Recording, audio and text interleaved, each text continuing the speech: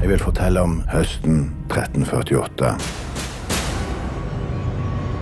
Ingen vitner har overlevd. Ingen historikere har skrevet det ned.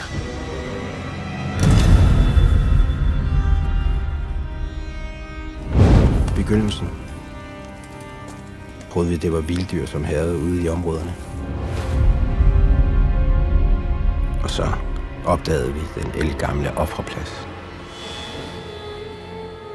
Kjære bror, jeg har fått nyheter om at du er anklaget for trolldomsvirke. Han har gjort sig skyldig i at mane frem underjordiske kræfter. Det eneste vi vil, det er å jage djevelen tilbake der han kom fra. Vi vet begge to hva drapene handler om. Odin er bannlyst. Han er fredløs. Han er død.